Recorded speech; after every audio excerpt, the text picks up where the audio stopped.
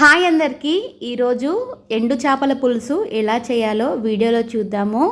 Bachelors అయినా beginners అయినా ఈజీగా చేసుకోవచ్చు ఈ రెసిపీ. చాలామంది వాసన వస్తుందని అస్సలు తినరు, కానీ నీసు వాసన రాకుండా ఈ టిప్స్తో అయితే కర్రీ చేస్తే చాలా అంటే చాలా ఇష్టంగా తింటారు. తినని వాళ్ళు కూడా ఒక్కసారి ఇలా కర్రీ చేసుకొని తింటే ఇష్టంగా తింటారు. వారానికి ఒక్కసారైనా చేసుకొని తినాలనిపిస్తుంది, అంత టేస్టీగా ఉంటుంది ప్రాసెస్లో చేస్తే. ఇక ప్రాసెస్లోకి వెళ్తే ముందుగా అయితే ఇక ఎండు చేపలను అయితే తీసుకోవాలి. ముక్కు చేపలైనా, చందమామ చేపలైనా, బొమ్మడి చేపలైనా, ఏ చేపలైనా తీసుకోవచ్చు. ఇక్కడ నేనైతే చందమామ చేపలను అయితే తీసుకున్నాను. తీసుకొని ఇక డైరెక్ట్గా నూనె అయితే ఏం వేయట్లేదు, డైరెక్ట్ కడాయి పెట్టుకొని కడాయి బాగా హీట్ అయ్యాక ఇక చేపల్ని వేసుకొని సిమ్లో పెట్టించుకొని బాగా గోలించుకోవాలన్నమాట. సో సిమ్లో పెట్టించుకొని గోలించుకుంటే ఎక్కువగా మాడిపోవు, వెంటనే మాడతాయి అన్నమాట. హై ఫ్లేమ్లో పెట్టుకుంటే సిమ్లో పెట్టి బాగా గోలించుకోవాలి. సో చెంచా పెట్టి మంచిగా గోలించుకోవాలన్నమాట, అటు ఇటు కలుపుతూ. ఇక ఒక 3 నిమిషాల పాటు మంచిగా వేయించుకుంటే ఎండు చేపలు అయితే మంచిగా వేగుతాయి అన్నమాట. తర్వాత ఇక స్టవ్ ఆఫ్ చేసుకొని ఒక ప్లేట్లో అయితే వేసేసుకోవాలి చేపలను అయితే. తర్వాత ఇక్కడ నేను పులుసు కోసం అయితే ఒక పిడికెడు చింతపండునైతే తీసుకున్నాను. తీసుకొని ఇక ఒకసారి అది కడిగి ఇక నీళ్ళైతే పోసుకున్నాను. చింతపండు నానేలోపు ఇక్కడ మనము 3 ఉల్లిగడ్డలను అయితే కట్ చేసుకోవాలి కూర కోసము, పులుసు కోసము. ఇక నేనైతే 3 ఉల్లిగడ్డలను అయితే పొట్టు తీసి కడుక్కొని మంచిగా సన్నగా తరుముకున్నాను అనమాట. సో ఉల్లిగడ్డలు 3 వేస్తే సరిపోతుంది. ఉల్లిగడ్డలు ఒక 3 పచ్చిమిర్చీలు, అలాగే కరివేపాకు ముందుగానే తీసుకొని ఉంచుకొని ఇక తర్వాత అయితే మనము కట్ చేసుకొని ప్లేట్లో అయితే పెట్టేసుకోవాలి. ఉల్లిగడ్డ మెయిన్ అండి, సో పులుసు కదా, సో ఒక 3 పెద్ద ఉల్లిగడ్డలు అయితే తీసుకోండి. సో నేను ఇక్కడైతే ఉల్లిగడ్డలు అయితే కట్ చేశాను. తర్వాత పచ్చిమిర్చి ఒక 3-4 తీసుకోండి. ఇక నేను ఇక్కడైతే పచ్చిమిర్చిని అయితే అడ్డంగా చీల్చి ఇక ప్లేట్లో అయితే పెట్టేసుకున్నాను. అలాగే కరివేపాకు కూడా ఒక 3 రెమ్మలు తీసుకొని కడిగి ప్లేట్లో అయితే పెట్టేసుకున్నాను. తర్వాత మనం చల్లారితే కదా మన ఉల్లిగడ్డలు, పచ్చిమిర్చి, కరివేపాకు అన్నీ కట్ చేసుకున్నాం కదా. సో ఆలోపు ఎండు చేపలను అయితే వేయించి పెట్టుకున్నాం కదా. ఎండు చేపలు అయితే చల్లారాయి. ఇక ముక్కులు అలాగే తలకాయలు ఉంటాయి కదండి, తలకాయలు వెనకంగా తోకలు అయితే మనమైతే కట్ చేసుకోవాలన్నమాట.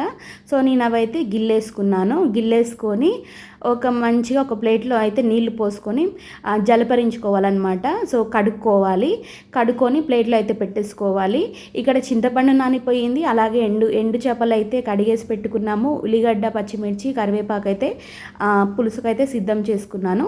తర్వాత స్టవ్ ఆన్ చేసుకొని ఒక గిన్నె పెట్టుకొని గిన్నె బాగా హీట్ అయ్యాక ఒక 2 పావుల నూనె అయితే పోసుకోవాలి. ఇది పెద్ద పావు కాబట్టి 2 పావులు పోసుకున్నాను, చిన్న పావు అయితే 3 పావులు పోసుకోండి. కొద్దిగా నూనె ఎక్కువ ఉంటేనే నీసు వాసన అనేది రాదనమాట. నూనె బాగా హీట్ అయ్యాక మనము ముందుగా కట్ చేసి పెట్టుకున్న పచ్చిమిర్చి, కరివేపాకు అలాగే ఉల్లిగడ్డ వేసుకొని ఒక 5 నిమిషాల పాటు మంచిగా గోలనివ్వాలి. ఎందుకంటే పచ్చివాసన అనేది పోవాలన్నమాట. ఉల్లిగడ్డ ఎర్రగా అయ్యేంతవరకు మంచిగా గోలించుకోవాలి. 5 నిమిషాల పాటు మంచిగా సిమ్లో పెట్టి అయితే గోలించుకోవాలి. సో వెంటనే వేయొద్దండి, సో ఉల్లిగడ్డనే టేస్టీగా ఉంటుంది పులుసుకైతే. సో మంచిగా ఒక 5 నిమిషాల పాటు మంచిగా సిమ్లో పెట్టి మంచిగా గోలించుకోవాలి. ఇక్కడ ఒక 30% కుక్ అయిపోతుంది అనమాట కర్రీ పులుసు అయితే. సో చూడండి మంచిగా నూనెలో అయితే గోలించుకోవాలి. మూత పెట్టి ఒక 5 నిమిషాల పాటు గోలించుకోవాలన్నమాట. సో చూడండి ఉల్లిగడ్డ, కరివేపాకు, పచ్చిమిర్చి అలాగే అన్నీ వేసి 5 నిమిషాల పాటు మంచిగా మూత పెట్టి గోలించుకోవాలని చెప్పా కదా. సో చూడండి ఇక్కడ మంచిగా ఎర్రగా గోలాయి అన్నమాట. సో మంచిగా గోలితేనే మంచిగా స్మెల్ వస్తుంది అనమాట పులుసుకి. సో చాలామంది ఏం చేస్తారంటే గోలక ముందుకే పులుసు అయితే వేస్తారు, అలా కాదండి. ఫస్ట్ అయితే ఉల్లిగడ్డనైతే మంచిగా ఎర్రగా గోలించుకొని తర్వాత అల్లం వెల్లుల్లిగడ్డ ఒక స్పూన్ అయితే వేసుకొని మంచిగా ఫ్రై చేసుకోవాలి. ఫ్రై చేసుకున్న తర్వాత ఒక నిమిషం పాటు పసుపు అలాగే ఒక 2 స్పూన్ల కారం అయితే వేసుకోండి. సో ఇది నాన్ వెజ్ కర్రీ అంటే నీసు వాసన ఎక్కువ రావద్దు అంటే కొద్దిగా ఉప్పు, పసుపు పసుపు అలాగే కారం అనేది ఎక్కువనే పడుతుందండి. సో మా నాన్ వెజ్ కర్రీస్కి అయితే కంపల్సరీగా ఇక్కడ నేనైతే కారం వేసి 1 నిమిషం పాటు కారం ఉడికిన తర్వాత నేను పులుసు అయితే నానబెట్టాను కదా, సో పులుసు అయితే వేస్తున్నాను అన్నమాట. పులుసు మంచిగా పిసుక్కోవాలన్నమాట. పిసుక్కొని మంచిగా పోసేసుకోవాలి. ఉల్లిగడ్డ ముక్కలు మంచిగా ఎర్రగా అయ్యాయి కదా, సో మనమైతే పులుసు అయితే మంచిగా పోసేసుకోవాలి. 1 గ్లాస్ పులుసు అయితే పడుతుందండి, సో అందాజగా చెప్తున్నాను.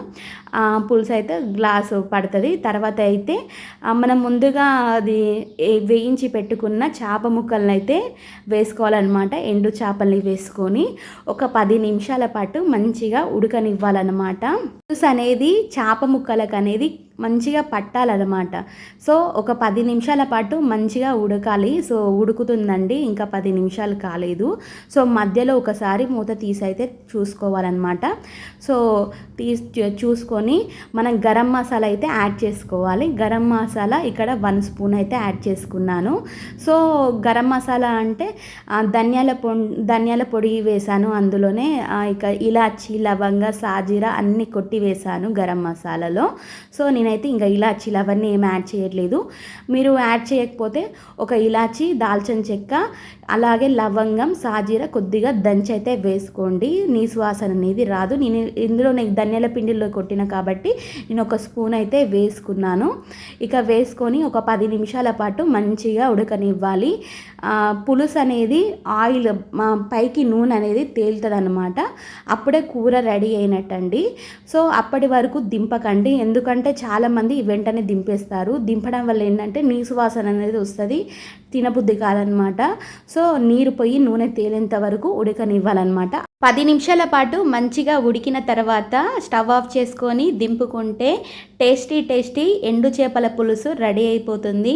ఈ ప్రాసెస్లో తప్పకుండా ట్రై చేయండి ఒక్కసారి. సో అంతే అండి. వీడియో నచ్చితే లైక్ చేయండి. మన ఛానల్ని కొత్తగా చూస్తున్నట్టయితే సబ్స్క్రైబ్